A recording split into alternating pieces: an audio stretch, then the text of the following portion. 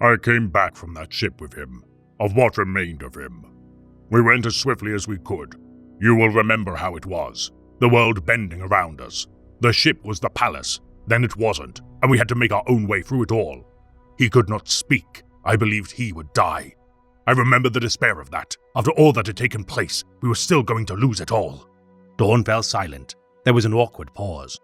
But, Archimus ventured, he did not die. Dawn looked up, roused from his memories. I do not know.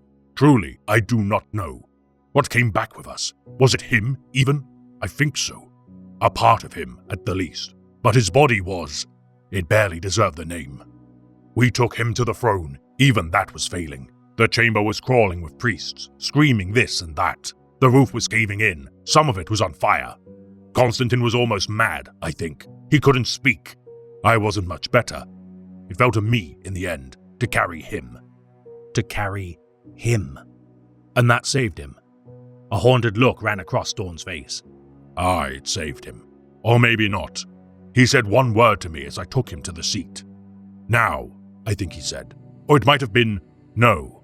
What could I do? The portal below would open again. We all knew this. He was dying in my arms. He would have gone.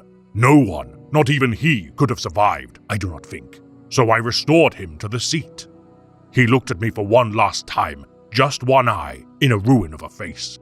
I thought there was terror in that look, in that eye, but that was it then. The priests swarmed up, pushed me aside. They had knives and tubes and devices I have no name for. They were working faster than I had ever seen them work before.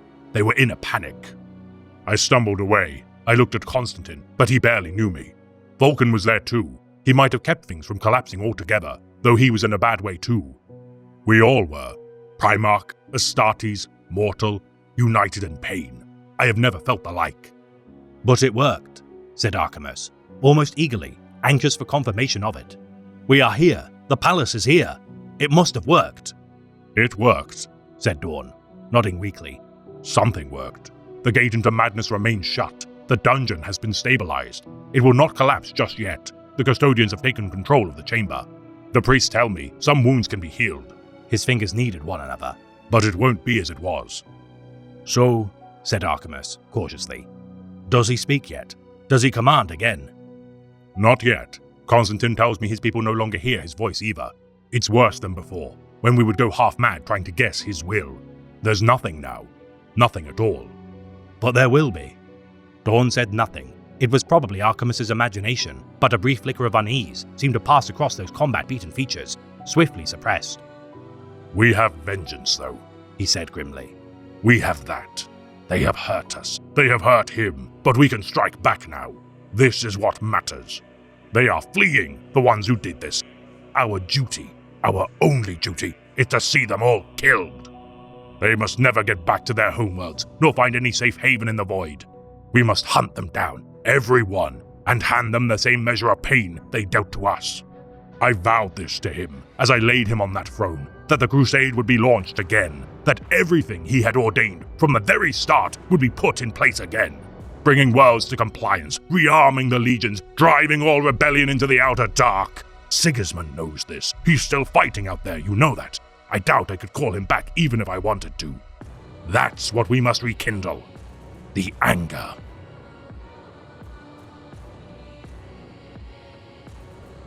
Humanity as we know it has been beset by malevolent forces since its rise to power. Each victory gained and expansion cemented, corroded by forces beyond the pale. Our glory sundered by aliens, traitors, and immaterial entities alike. Though humanity has prospered to heights unseen by its peers, each and every time its toil is turned to ash by bitter enemies. Yet in the darkest era known to our species, a single man rose to prominence. A figure of mythical proportions united his people and conquered the known galaxy, coming close to achieving prosperity beyond any soul who had gone before. For today, we shall elucidate the linchpin of humanity, a ruler whose actions irrevocably changed the fate of existence as we know it, and ascended to the influence of a broken deity. The undisputed master of mankind, the God Emperor.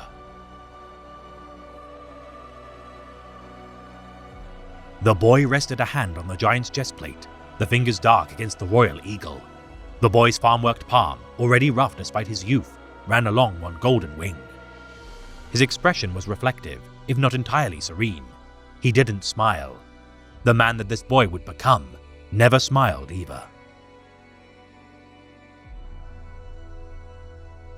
Though many speculate to know of the true origins of the Master of Mankind, much has been intentionally obfuscated with heresies, lies, and deceptions. His nature as a godlike entity, marred with speculation and inconsistencies. Some say this being to be a gestalt of mass reincarnation enacted by Neolithic shamans of mankind's old Earth. This prehistoric figure of a long-forgotten conglomeration of ancient Terra's forebears, known simply as the New Man.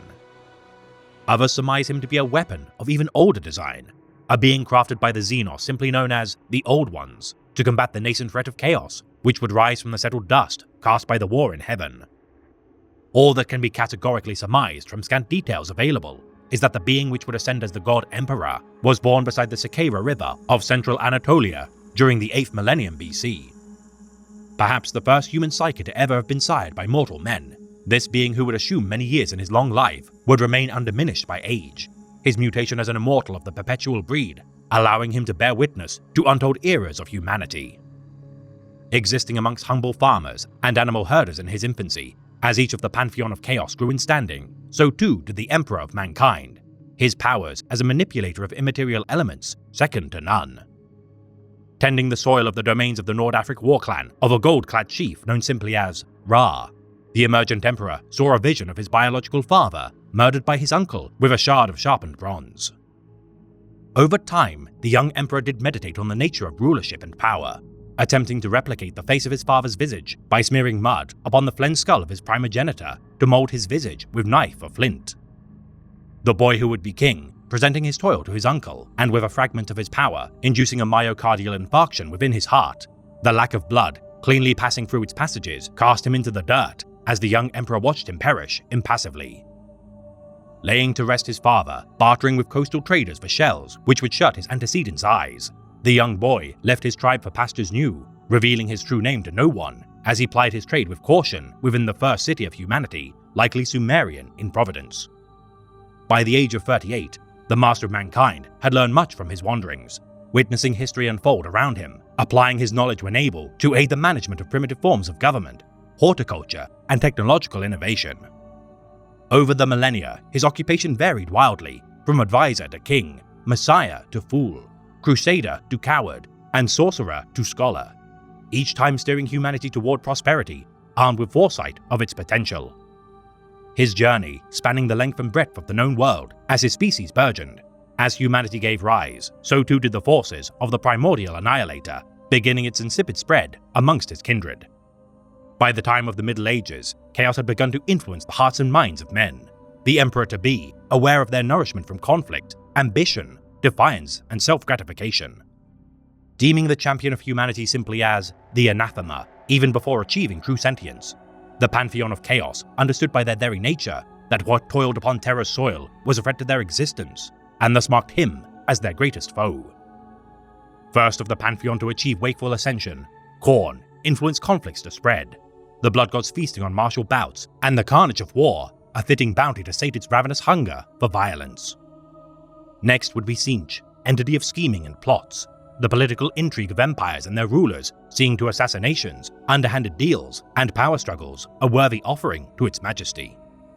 Last of the three would be Nurgle, the maladies which beset the world of Terra, rife during the Middle Ages, as plagues and poxes aplenty imbibed the Lord of Decay. The nascent Emperor allying with fellow Perpetuals during his time as a warlord king, known as Neoth. Among them, individuals such as the adoring geneticist, Erda, ancient soul of Nineveh, Olanius Persson, compassionate Olivia Soreka, and the promising administrator, Malcador. Turning his attentions not to petty squabbles between rival warlords, but to the species' survival entire, the New Man expanded his understanding of worlds beyond Terra's soil, resolving to defend humanity from its nemesis, given form from the depths of the Immaterium, not through conflict, but acts of peace. Sundering dangerous contraptions and arcane ritual sites, such as the Tower, made to herald the primordial language of creation, known by many names such as Glossolalia, Enuncia, and Babel, the Perpetuals could not allow humanity to change too drastically, using fell knowledge beyond its ken. Before long, human psychomutations became more prevalent, as too did the perpetual breed. Their mastery of warp energies, synergizing with synthetic artifice, allowing these magisters to give rise to the era known as the Age of Technology by the 15th millennium. Humanity expanding its horizons, not only beyond old Earth, but the expanse of the Sol system itself. As the fortunes of Xenos faltered, humanity filled the power vacuum left in their wake. Innovations aplenty, paving the path to a galaxy of untold human prosperity. For millennia, he watched within the margins, content to see the species make gains without direct oversight. Yet like all things in this fickle universe, humanity's golden age did come to ruin with the invention of advanced artificial intelligence during Old Night. Traveling alongside Sureka to the night world of Molech, having gleaned knowledge of an ancient warp gate leading directly to the realm of chaos. Though some speculate the Emperor struck a bargain with the Pantheon, others claim he stole power from their grasp, though none, not even his advisors, will ever know the truth of it. Gifted immense power and knowledge to create new demigods in his image, Neoph in time would attempt to quell the primordial truth, which no creations of genetic science merged with immaterial anomalies could prevent. The Age of Strife had cast its pall by the 23rd millennium, and as men of iron and gold sundered humanity's vast galactic civilization, the Emperor's hope of an autonomous society of plenty turned to ashes in his mouth. Truly, such folly was inevitable without a North Star to guide mankind's actions. Piling woe upon woe, the actions of the Eldari did bring into being a new member of the Pantheon, Slaanesh, the Lord of Excess, ensuring the extinction of the Children of the Stars, as its birth scream rent a tear in reality, further dismantling the ties between real space and the warp. The Eye of Terror now marked a bleak new era for mankind by the 29th millennium, its star-spanning civilization broken into fragments, separated by tumultuous warp storms which none dared brave. Uncountable fiefdoms of humanity's glory cut off from one another, both in terms of communication but also travel. It did not take long for mankind to turn upon itself, with no figurehead to rally it in cause. And so it was that the Emperor determined that none could rule but he. Humanity left to its own devices, condemned to repeat its perilous mistakes time and again, until nothing remained of its achievements. Only he could avert annihilation. He has been a king, of course, many times. A regal aspect has frequently been required. During the years of global unification, it was often necessary for him to manifest as a warlord, because humans respond to authority when they are frightened or confused. During the period of galactic reclamation, he was obliged to stride among the stars in the guise of a warrior king, armored in gold, for that was the version of him that his young sons best understood. He had to seem like them, yet more glorious, so he could command their loyalty, their respect, and their devotion. It was war, so he became warlike. They would not have followed him otherwise, or obeyed his instruction. They would have doubted. He needed to be able to command them to the very ends of the stars, to secure their obedience across unimaginable distances, and sustain unswerving devotion even after he had left them. So he played that card, the Emperor. It was a version of himself that he found quite odious, but they rejoiced in it. They saw what they wanted to see. His sons committed utterly to the material war, and was so fortified and resolute that he felt he could leave the completion of the work to them, because he had to return. Time has never been his ally. He had to leave his children to conclude the material war amongst the stars and return to his seat underground, for the immaterial war had to be fought simultaneously. One victory was nothing without the other. Humanity's golden age had been tarnished beyond measure, its resources scattered and governing bodies crumbling under the weight of soul-crushing losses, wrought by the betrayal of its own mechanical creations. Staving off all technologies which lacked the oversight of human minds, mankind evolved into a barbaric rabble. The mistrust given rise following the dark age of technology, galvanizing the ignorance of the masses. Unwilling to watch his species descend into one ruled by superstition, ignorance, and cruelty, the nascent Emperor emerged to take control of the power vacuum which was left in the wake of the Age of Strife. Conquering warring techno-barbarian tribes which had seized swathes of Terran civilization, the Emperor cultivated new breeds of warriors through genetic tampering and technological mastery in order to achieve his ambitions. First were those of his companions, superhuman demigods who would excel not only as warriors, but also intellectuals with whom the Emperor could find fellowship. Next were those of the Thunder Legions, immense brutes forged to kill and be killed until their usefulness was done. The intentional failsafe of deadly cancers imprinted into their very genetic code, ensuring their volatile nature would not outlast their deeds. The churches of old superstitions set ablaze to make way for a new age of logic and cold surety.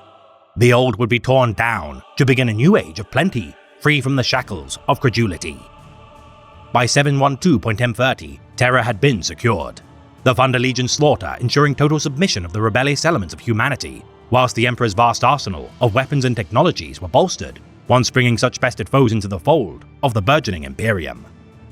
The advancements of the Emperor's glory most visibly obvious in the garb of his custodians. From simple leather armor to glistening auramite panoplies, this towering golden host in time called the Thunder Legions to pave way for the next stage of the Emperor's designs.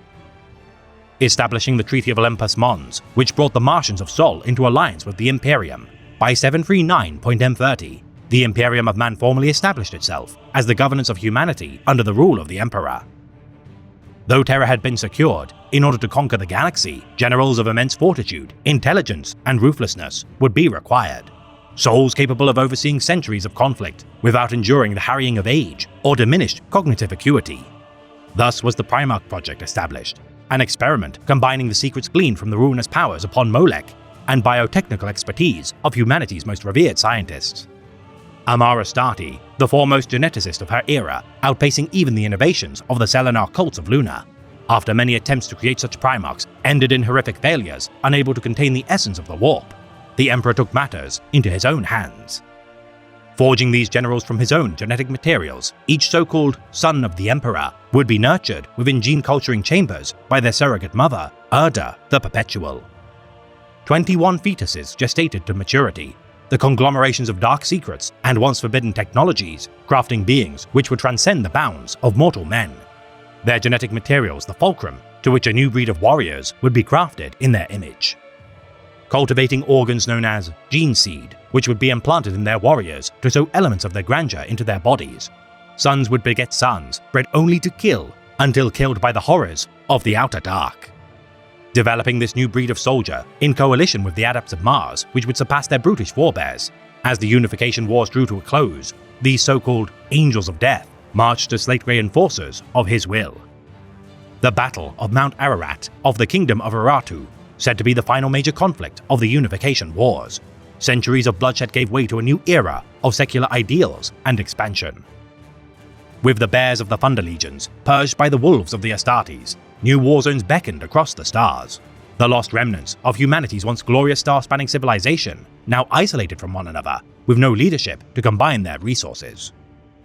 Yet as the Emperor readied to enact his great crusade to unite the stars, his sons would be spirited from his grasp during 972.M30, the meddling of their mother, Erda, and the ruinous powers scattering their newborn forms through the warp to far distant worlds to live isolated from their father's influence. The forces of chaos, emboldened by the folly of the fall of the Eldari, the rent in real space known as the Eye of Terror, signaled to the Emperor that the race for the soul of humanity had begun. The Space Marine legions, readying to deployment strength despite lacking the generals made to lead them. As humanity embarked from the Sol system during 798.M30, such angels quelled horrors too unspeakable to countenance, bringing worlds into compliance, thankful of their emancipation. Yet not all worlds bent the knee willingly, and thus required a firmer hand. The Emperor unwilling to compromise on his ideals, knowing the true threat which likewise grew in strength from beyond the Pale. Leading his armies personally, clad in a panoply known as the One True Armor, its gilded auramite splendor, though gaudy in its finery, enshrined the Emperor's form in the image of the ultimate conqueror. His weapon of choice, known simply as the Emperor's Sword, ablaze with immaterial fire, in time leached a fragment of his psychic presence into its edge, allowing it to not only blaze eternal at the whim of its user, but also ensure the soul death of any who tasted its bite. Other artifacts, such as the Emperor's Shield and Lightning Claw, standing this paragon of war in good stead. Such was his splendor in battle, that none among humanity dared to fathom betraying his cause, nor abandoning their duty to fight in his name. In time, the sons of the Emperor would be found, the first officially recorded amongst them, Horus Lupercal, upon the mining world of Cavonia. His tutoring by the Emperor, instilling ambition, pride, and grandeur into his form, as for a time, the lone scion of the Master of Mankind. Yet in time, others would be found. Leman of the Rus, Ferus the Gorgon, Fulgrim the Phoenician, Vulcan the Drakelord, the Praetorian Rogul Dawn, Gilliman of Ultramar, Magnus the Crimson King, the Great Angel Sanguinius, the Lion of Caliban, Perturabo the Hammer of Olympia, the Pale King Mortarion, Lorgar the Rainmaker, Jagatai the Great Kargan, the Night Haunter, Conrad Kurz, Angronius of the Red Sands, Korax the Liberator, and Alfarius the Serpent. 2 Primarch's deeds would be redacted from history, their endeavor made during the Great Crusade too heinous to recount, with many speculating as to the crimes commit against their father's conquest. Each legion now remade in the image of their Primarch, hastening the conclusion of the Emperor's conquest. As the largest Greenskin Empire ever encountered fled to their bastion of Ulanor, the Emperor and his most cherished son laid low the last great enemy of humanity. Horus Lupercal, saving the life of his father during combat made against the Orc warlord Erlak Erg, as its body fell from atop the spires of Ulanor to crash in bloody spectacle amongst its thralls below. The Lupercal had proven himself to be the first amongst his equals. Ascending to the position of War Master of the Imperium, a title never before entrusted to a son of the Emperor, Horus would lead the Great Crusade in his father's stead, as pressingly urgent matters called for his attention. Humanity now held total dominion of the stars, yet much work had to be done to ensure its safety. For whilst Xenos threats had been culled the galaxy over, the presence of chaos stirred. Where you stand now, the Emperor said, is the present. Do you see the top of the cliff? Of course, sire.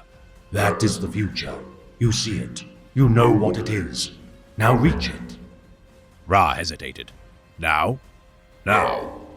Climb, Custodian. You question the nature of my foresight. I am granting you an answer. Ra moved to the rock face, looking over the stone. Finding his first grips, he tested them, finding them strong, even against the weight of his armor. The weaker ones he avoided. Less than 10 heartbeats had passed when a rock cracked and crumbled in his gauntleted hand. Ra skidded, arresting his fall by clutching at the stone. Another gave way, sending him the last few meters to the rocky ground in a breathy cloud of white dust. You looked for places to safely grip, said the Emperor. Yet you have already stumbled. You did not know the stone was weak. It looks strong.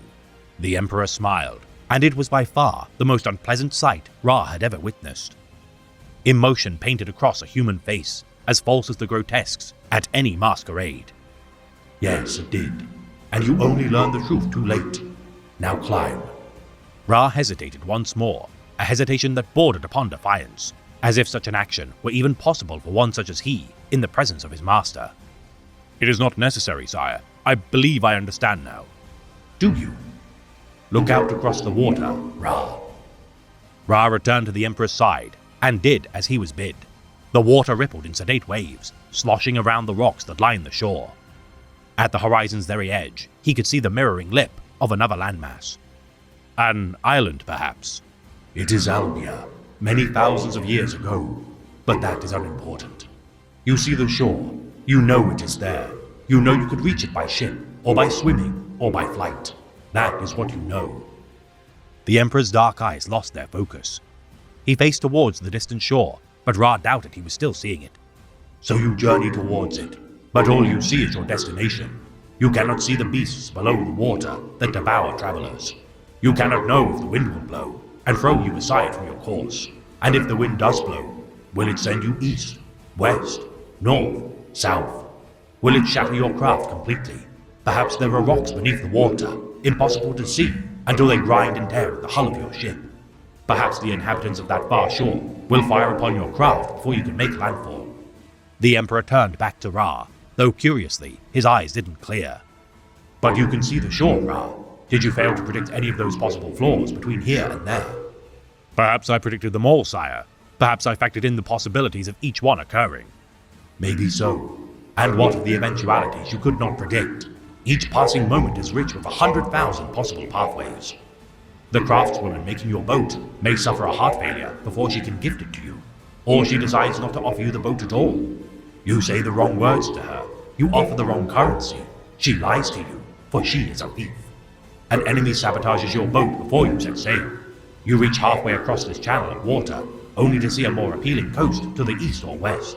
Minute after minute, possibility upon possibility, path after path. All variables you are unable to see from where you stand at this moment. The Emperor reached out, as if he could crush the coast in his golden gauntlet. His expression was cold in its pale ferocity. I can see the coast, Ra. I know what awaits me there, but I cannot see all the infinite vicissitudes between here and there. At last, he lowered his hand. That is foresight, Ra. To know 1,000,000,000,000 possible futures, and to be left to guess at the infinite ways of arriving at each one. To map out even one possible eventuality, taking into account every decision that every living being will make that will impact upon the others around it, would take all of the lifetimes I have already lived. The only way to know anything for certain, he trailed off, gesturing to the distant shore, is to reach the other side, said Ra. The Emperor nodded. When the vault was attacked and the Primarch project compromised, should I have destroyed them all? Or do as I did, and trust that I would be able to restore them to grandeur?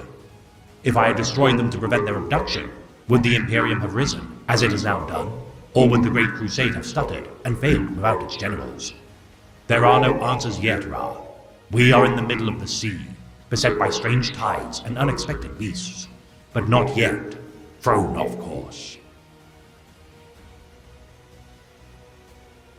Though the Emperor's sons had ensured the conquest of the galaxy, it was by no means without cost, many of his creations harboring resentment and outright contempt for the sufferings inflicted by his actions upon them. Foremost of which would be the Urizen, Lorgar the Rainmaker, Lorgar the Fool, Lorgar the True.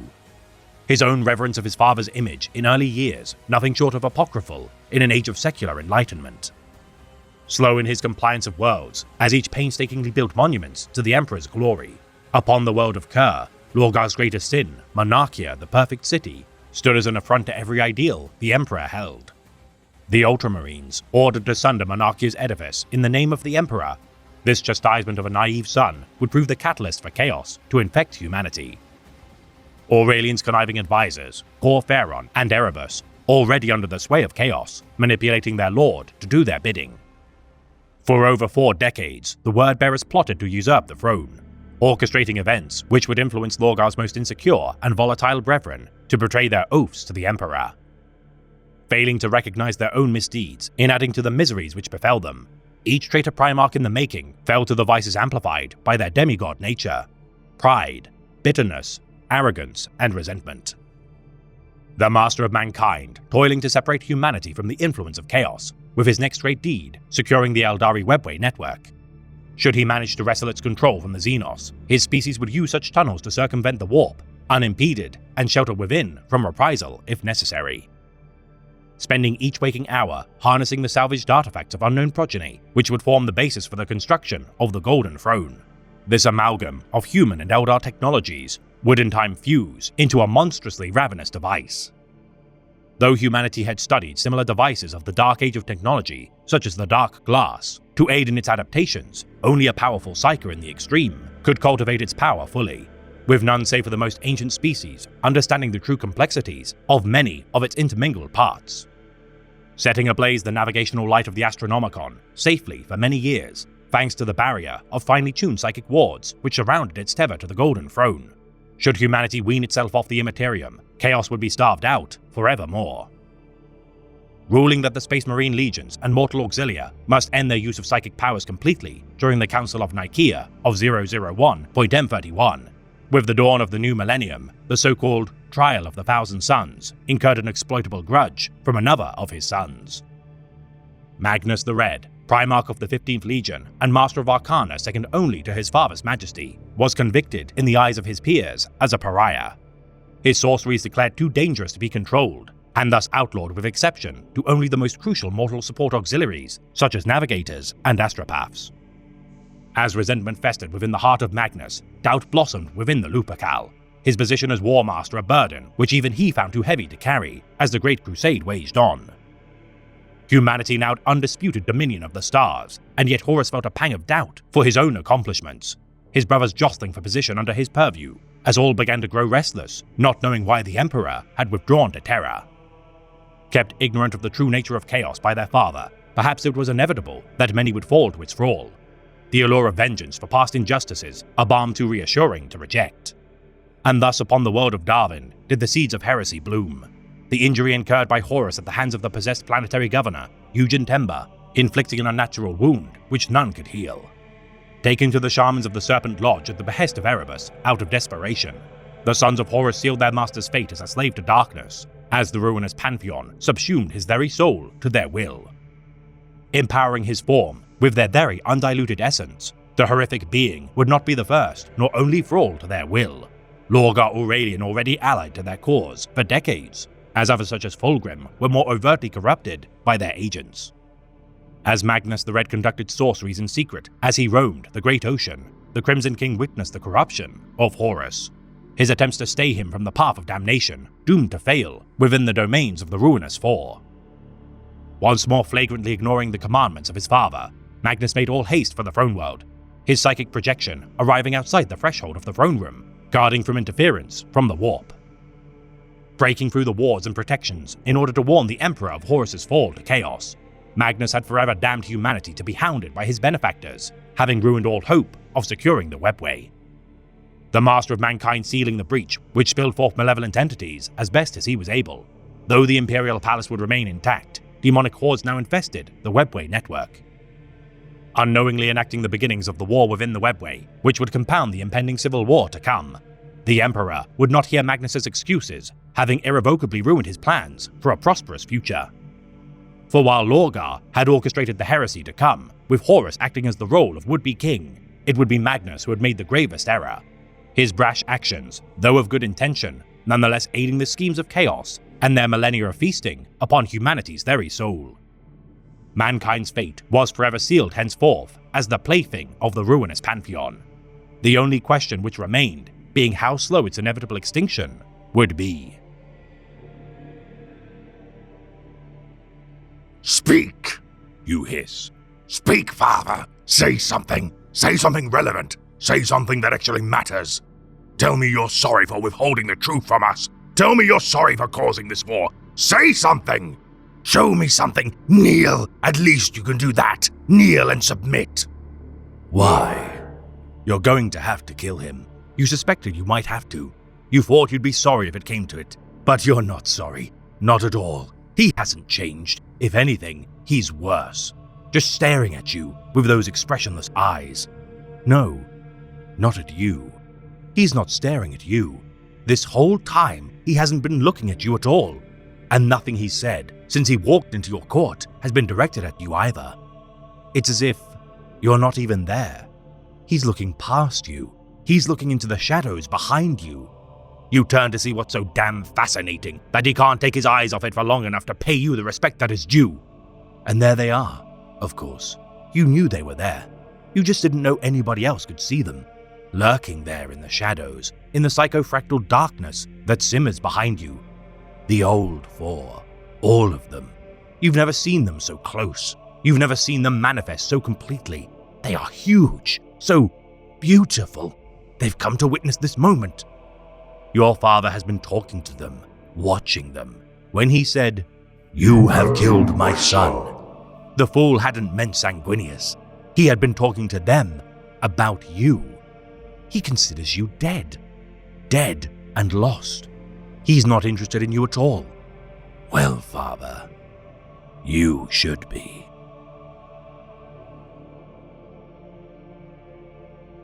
Now unable to leave the confines of the throne room, lest the breach in real space rupture and devour the Imperial Palace from within, the Master of Mankind was now unable to confront his usurper personally.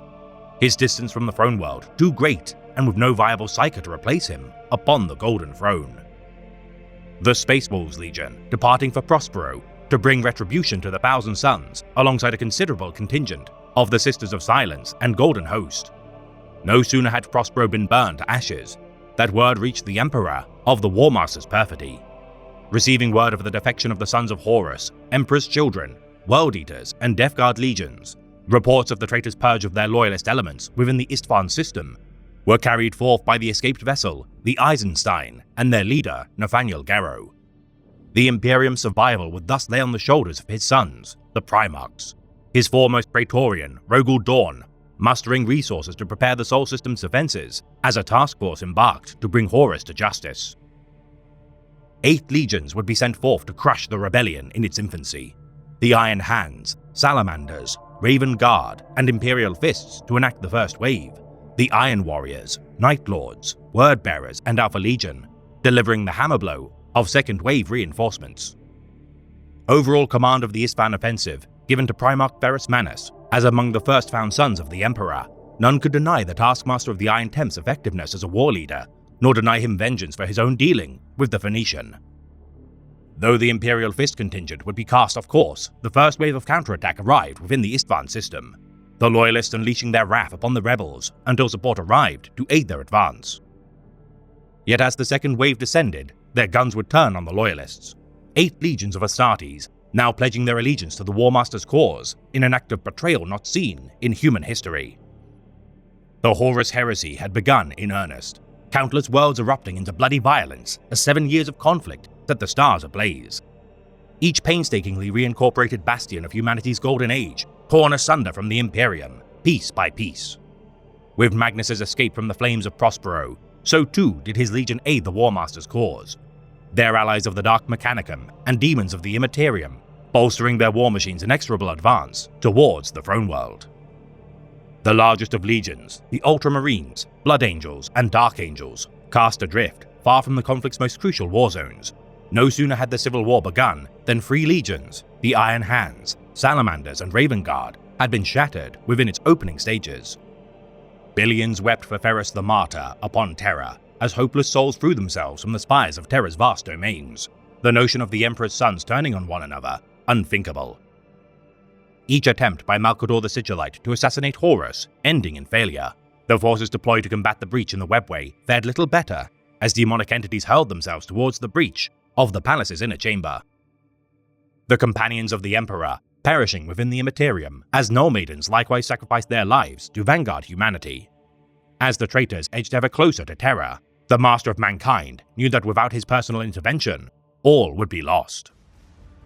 Timing his involvement to quell the war within the webway only when the time was right. Though none save for Magnus could survive the ravages of the Golden Throne, his Sigillite might survive long enough to buy time. Observing the birth of the fell entity known as Draknien within the warp, the Emperor knew the time had come to intervene, tasking the Silent Sisterhood to gather 1,000 psychically gifted souls to maintain his vigil for a single day as he strode out to combat this new foe. Entrusting the Primarch of the Raven Guard, Corvus Corax, with the secrets and technologies of the Primarch Project, as well as insight of the true nature of chaos. Should such insight be stolen by the War Master, doubtless the Space Marine Civil War would end in utter devastation. Charging into the corrupted webway with blazing sword in hand, the Emperor confronted Draknien, the coalescence of the first murder committed by humanity, proving a foe powerful enough to wound the Master of Mankind. Sealing the demon within the form of a living blade, unable to banish nor destroy its form, the Emperor hurled its edge into the chest of among his greatest companions, Ra Endymion, ordering him to run as far as he could to put distance between the entity and humanity. Venturing forth without a moment's hesitation, Ra Endymion ran, the Emperor sealing the webway portal behind him before returning to his vigil atop the Golden Throne, foreseeing a vision that soon the ultimate battle for humanity's soul would soon begin. Awaiting the arrival of Horus Lupercal, as the traitor forces began the devastating siege of Terra, the Imperial Palace held, thanks to the efforts of brave souls of the Imperial Fists, White Scars, Blood Angels, Knights Errant, and untold mortal exilia. Confiding in his custodian prefect, Diocletian Koros, that the Imperium of Man was doomed henceforth, despite knowing the calamity that would inevitably befall his species, the Emperor refused to surrender nor submit to the ruinous powers. Whether a year or 10 millennia in the making, mankind would fall, the Emperor for the first time in his conquests unable to comprehend a single means to prevent its extinction, nor compromises which would ensure its survival. After months of grueling siege, the traitors invaded the Imperial Palace, the efforts of Magnus the Red to dethrone the Emperor from his mantle denied by the valor of Vulcan of Nocturne, his brothers Jagatai, Sanguinius, and Rogel Dawn bleeding in turn beyond the palace walls, as reinforcements from the Void made all haste to aid their plight. Yet none could prevent the clash between the Emperor and his misbegotten son, only forestall it. 7 years of bloodshed paving the way for the Lupercal's last gambit aboard the vengeful spirit. Lowering the void shields of his flagship to goad the Emperor to act, the Loyalists rallied for one final assault, as Malcador the hero bought time for their advance at the cost of his own life, as the Golden Throne tore his body and soul apart. Within the Lupercal's court, the great angel did battle.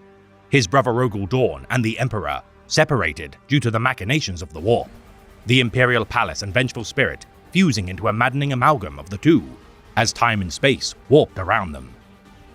Horus delighting in the slaughter of Sanguinius as he tore his wings asunder and strung up his body as a fell omen upon the walls of his chamber. At the decisive final battle, 3 men stood: the Emperor, Custodian Proconsul, Seicaltus Dusk, and the last of the Lunar Wolves, Garviel Loken.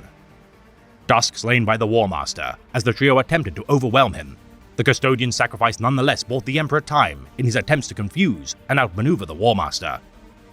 His assuming of the form of Loken, allowing him to slay the Lupercal and unleash his psychic power to scar Horus's soul from existence itself.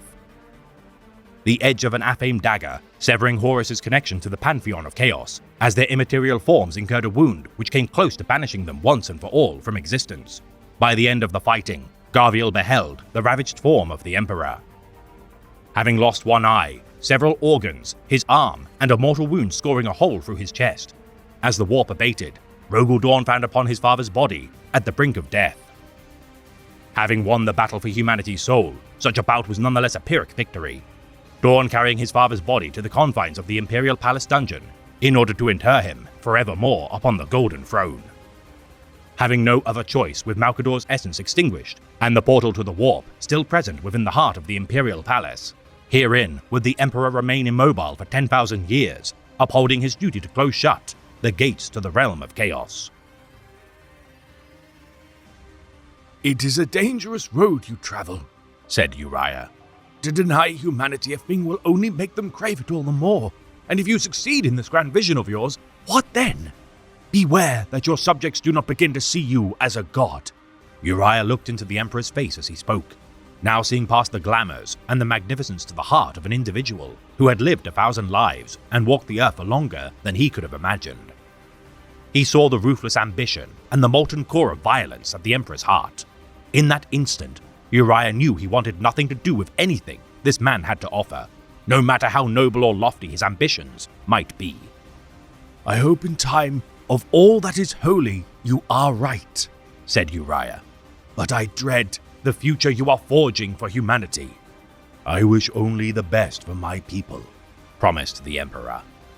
"I think you do, but I will not be a part of it," said Uriah, casting off the Emperor's cloak and walking back towards his church with his head held high. The rain beat down on him, but he welcomed it as a baptismal. He heard footsteps approaching him, but he heard the Emperor say, "No, leave him."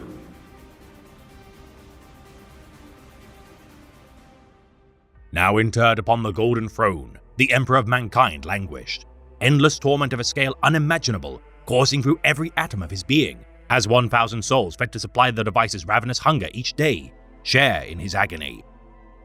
Becoming the very thing he had fought for millennia to abolish, a god emperor of all mankind, the being known by the traitors as the Carrion Lord has retained his unwilling vigil for 10,000 years of perpetual suffering. The fate of his soul, the topic of much debate within the wider Imperium and Inquisition alike, while the Imperial cult preached that the Emperor has ascended from the material realm to achieve godhood. Such declarations are truly apocryphal. Neither living nor dead, trapped within a purgatory between. The Golden Throne's design, though initially made to harness the webway, now functions as an immense life support system and psychic amplifier. Protected for millennia by his companions, draped with black cloaks to emphasize their shame. As his form withers, within mountains of arcane mechanisms, an entire legion of tech priests toil endlessly to prevent the throne's function from ending. A corpse atop malfunctioning apparatus whose presence is felt the galaxy over. The eye of the Emperor watches over his domains, much diminished from his former stature, yet regardless enforcing his will when necessary. Whether by manipulating events through visions gifted to his chosen champions, influencing the Emperor's tarot of his will, deploying the mysterious Legion of the Damned to perilous war zones, or inviting pilgrims through the ravages of the warp via the Astronomicon, his every pain-drenched action staunches the extinction of humanity, one drop at a time. A choir of 10,000 psychers harnessing the Emperor's psychic power to create the great beacon of terror, though a tenth perish with each passing day, the Imperium and thus species survives as a consequence of their sacrifice. The master of mankind enduring untold pain in order to vanguard against the dying of the light. His devotion to protect humanity alone staves off his desire to accept the embrace of true death and an ending to his torment. For without his light, no human ship shall ever sail the expanse of stars across vast distances. The technologies developed during the dark age of technology lost forevermore in an era of continual degradation of innovation. The Cicatrix Maledictum's birth, following the fall of Cadia, briefly snuffing out the light of the Astronomicon, plunging the Imperium into disarray. Though his avenging son had returned to the fold, and his light once more shining for all to see, the Imperium's bureaucracy writhes and spasms in the throes of the influence inflicted by resurgent legends of yore. The Mechanicus of Mars, warning that the life support technologies holding the master of mankind together falter under the sheer pressure of millennia of endless toil. None possess the knowledge to repair the Golden Throne's fell majesty with the dawn of the 42nd millennium. The Emperor's light, alike to a candle in the midst of a hurricane, it is beyond a shadow of a doubt that in time his presence shall wane. Many speculating that should his mortal form wither and die, perhaps he shall be reborn anew as the Emperor Ascendant. Whether a true god of the Immaterium, which shall herald a new golden age for mankind, or the snuffing out of the last bastion of humanity's dominance throughout the stars, is unknown. Sects of the Emperor's Holy Inquisition diverging on the outcome of such an eventuality, and thus ensuring his continual vigil. Contingencies in place to deny such an outcome, such as possessed by the chapter of the Grey Knights in the form of the Terminus Decree. Doubtless civil war shall erupt should the Emperor be removed from his gilded prison. Some speculating his power to be responsible for the warp storm, known as the Storm of the Emperor's Wrath, during the Age of Apostasy. More extreme factions of immaterial scholars proclaim that should his connection be severed from the warp, chaos shall manifest across the universe unrestrained, plunging the entire galaxy into ruin. Presiding over an empire which he despises to its core, his every attempt to birth an eon of peace has turned to ashes. The technological stagnation, rampant superstition, and regression of human prosperity laced with intolerance, ignorance, and xenophobia. Fearing that humanity shall become extinct without his intervention, the Emperor hangs on by a thread as all around him rots and decays, alike to his own flesh. His unwillingness to allow humanity to thrive without him, a bitter irony which constrains the ideals of yesteryear. The end of humanity draws nearer with each passing day. The slow extinction of a crestfallen species, much slower than that endured by the children of the stars, or their eternal nemesis. A light shone brightest, and thus extinguished all the faster. For while some factions believe the Emperor to be awaiting a new vessel with which to resurrect and be born anew, others pray for a day when his suffering shall end, and his integration into the Immaterium shall hearken his true ascension as a god, unbound by mortal limitations. Yet for all such hopes, in a hopeless reality, the grim spectre of this once proud figure persists. Unflinching, undying, and with no sign of surrender. The corpse emperor of a dead civilization, eking out a frail existence which feeds on suffering, destruction, and conflict. For in the grim darkness of the far future, there is only war. And for humanity, the end of such bloodshed will ensure the end of the species entire, as a consequence of its inaction. "Your discomfort is not physical," said Amon. "You are in his presence. It is hard for any mortal to bear." Hassan started. In his presence? There was no throne. No throne room. He had been there many times. He knew what it looked like. "I do not. This is as far as you can go. Others may get closer, but even for them, it is not easy." Hassan stared ahead. The walls of machinery, of iron grills, of crackling orbs, of crisscrossed girders, of racks of power lines, of etheric drains, of pressure regulators, more and more. Mechanisms he had no name for, mechanisms that if he had seen anywhere else, he would have sworn must have been Xenos in design. All piled up like a landslide of tangled metal within the old cavern at the base of the palace, crammed in, stuffed tight like wadding in a throat. It roared, it clanked, it hissed, rattling like an old Prometheum engine, apt to burst. Sparks flew, gases flared. Amon was right. Impossible to go further. And within all that mess, all that labyrinth, he saw strange lights glowing, and heard strange noises resonating, and felt something horrible at its heart. Something wrong, something diseased or damaged or deranged. Something hauled from across some grand barrier where it should have remained, and placed here, now, in this place, as an act of triumph. But it was no triumph, not even a mistake, but a terrible, unavoidable abomination. Something both impossible and necessary, darkly magnificent in its ambition, but infinitely foul in execution.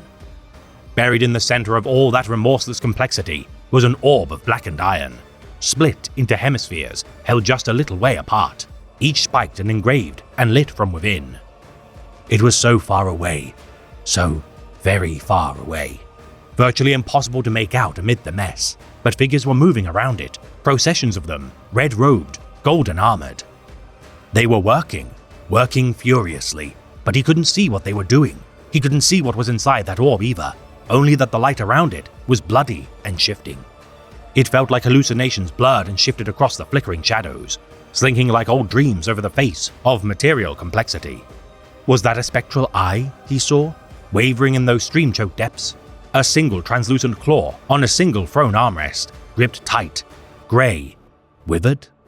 A cadaverous face rippling like a reflection, locked in a howl, a frozen scream, a furious mask of denunciation and agony, and Hassan couldn't look any further. He fell to his knees, panting. He wanted to be sick. He was sick. He watched his own vomit splatter on the metal plates. It would have felt like desecration before. Now it almost felt like the most wholesome thing in that entire place. Amon waited a while before helping him to withdraw. The two of them went back the way they had come. Hassan was shaking the entire time, his vision blurred, unsure whether it had been real or just one more hallucination. One more sigil slotted into his mind by his old master. The face, though. That face. You had to see it, said Amon, once they had stopped again, back in one of the antechambers. Hassan nodded weakly. Will he? Kane is in there. My Captain General, too. They labor night and day. We feel it. The absence. What was once vital is now empty. It cools our blood and dulls our minds. Amon sounded miserable. The price was high. Eventually they came to a halt. Hassan had lost his bearings, but it was clear they were still very close to the heart of that infernal machine. It was all connected. Every chamber, every void was rigged into a giant network, still growing, mechanisms bolted onto mechanisms. It felt demented. Where would it stop? Why was it growing at all?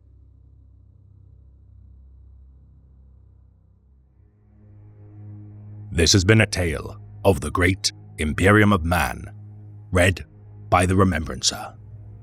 The road to hell is paved with good intentions, as the mantra goes, the end goals justifying the means for untold millions of evil actions made in efforts to achieve control. Peace, security, and safety all sacrificed on the altar of the righteous who claim to know best. History continues to lay bare the falsity of promises of a future free from danger at expense of freedom. So beware the man who claims to act on your behalf, for their intentions are often not what they claim. Their demands for power and control, whatever their intention, are means to justify the atrocities committed in their name.